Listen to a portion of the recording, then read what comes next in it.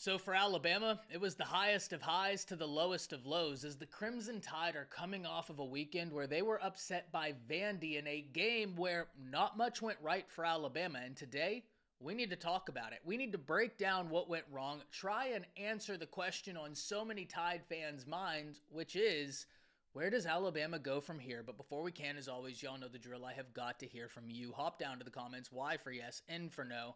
Do you believe Alabama is able to get some of these things cleaned up and move forward successfully? Let me know what you're thinking. If you're new to the channel, be sure to subscribe, hit that bell notification as I do constant college football content. You don't want to miss any of it, and if you enjoyed the content, be sure to like and comment down below as those interactions seem small. They are massive to content creators such as myself. But having said all that, let's jump right into this. And where do we begin? Because whenever I think about this game, personally, the story is on Alabama's defense and their inability to get off the field in key moments, and really throughout the whole game.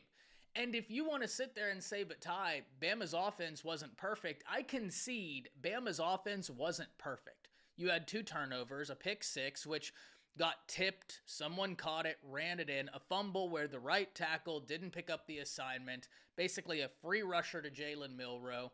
I concede that the offense wasn't perfect. I even concede that there are things that I would like to see the offense do a bit better. Run blocking, establish a running game, and I think those two kind of go hand in hand from the perspective of, I think the coaching staff needs to stick with the run game with the running backs a little bit more. And I'm not sitting here saying don't run Jalen Milroe. His legs are such an asset to this team, but at the same time, if you want to make Jalen Milroe more effective, in my opinion, utilize a run game. Because then as a defense, you're looking at the situation and you don't know what's coming. It could be Jam, it could be Justice, it could be Jalen, it could be a pass. Everything is open to you. Whereas through these first few weeks, it's been a little bit easier to key in on where Alabama is going to be running the football from. Because disproportionately, it has been with Jalen Milroe. Which once again, I'm not saying stop. I think he is a phenomenal athlete. I think he is a great asset, and he has shown to be an incredible threat to defenses, both with his legs and with his arm. But in my opinion, if you want to be able to make that even more threatening, you utilize the running backs as well. That's something we didn't see. But at the end of the day, even though I think we can have those conversations, I don't think there's any way, shape, or form you can put this on Alabama's offense.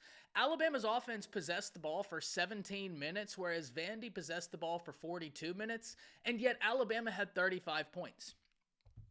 At the end of this game, I have a question for everybody. Who would you have felt more comfortable with the game on the line? Bama's offense or Bama's defense? Let's pretend the game was tied up. And I know now we're playing a hypothetical, but just bear with me. The game is all tied. Who do you feel better about going out and winning the game?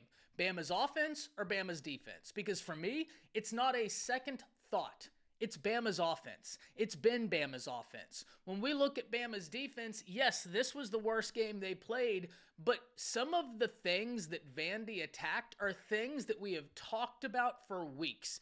Things that Georgia attacked. Now, in the Georgia game, we did have the context of, hey, Georgia's a defense that's going to be going for it on 4 downs, which makes it very difficult to key in as a defense on what the offense can do because the entire playbook is open pretty much all the time.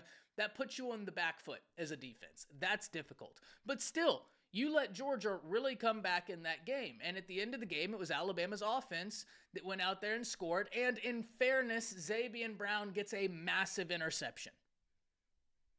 So at the end of that Georgia game, yes, Alabama's defense made a play. They stepped up. They made several plays throughout the game, but they had a really tough sequence where Georgia just came back. We can go back to Western Kentucky, where Western Kentucky established a really long drive. USF, where USF had Alabama's defense a little bit confused through portions of that game.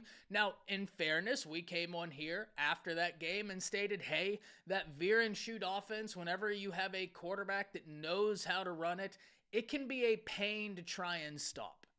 All of these things are true, but at a certain point, a pattern emerges. One dot is meaningless, but a lot of dots start forming a line. And ladies and gentlemen, a line is being formed right in front of us right now. If you think back to the question I asked, if the game was all tied up and the game is on the line, who would you feel better about being on the field, Bama's offense or Bama's defense? To me, the answer is easily Bama's offense. To be able to score 35 points in 17 minutes, that's awesome. And there are going to be people out there who say Alabama is scoring too quick, which is putting their defense in disadvantageous situations. I think we can have a conversation about the speed in which Alabama scores, but at the end of the day, they were down in this game. This is not a good game to use as an example because by the time we look up, Alabama's down 13-0. Now they have to go quick. Now they have to try and get in the end zone to make up for lost time. Because of that, Alabama had to play a certain way. And once again, I even concede they have to establish a running game. Run blocking has to be better. The running game with running backs have to be better because you have talented running backs. That has to be utilized. And quite frankly, I've been a little bit shocked at the running back usage, especially when we look back to Kalen DeBoer at Washington, and running backs, they were used, especially last year. They relied on their running game. I've been surprised we haven't seen it more, but I've been more surprised with the defense because in my opinion, Alabama's defense is not adjusting well. If we think back to Georgia, it was on the final play of the game where Alabama's defense made an adjustment into how they were playing the pass, and then boom, they got a big-time play that resulted in an interception. But Georgia, for an entire half, was utilizing that same sort of concept, where Carson Beck was throwing it a little bit behind the receiver so the receiver could kind of shake off the defensive back and make a play on the ball, especially on those deep passes. Well, finally, on the last play of the game, Womack and Xavier Brown, they make the adjustment, hey, I'm going to sit on it a little bit. I'm going to then attack the ball. What happened? Interception. We fast forward to this game, and there's a formation that Alabama has used for multiple weeks now that I have came on this channel, I have been on Bleacher Report and told you all I'm not a fan of. And that's this bandit defensive tackle wolf look. And the reason I'm not a fan of it is I don't think it gives you enough beef up front to be able to stop the run. And you can sit there and say, but Ty, Alabama wasn't really hurt with the run. They were hurt with the pass. And yes, Vandy got more passing yards than I expected. But how many of those came on those little option passes?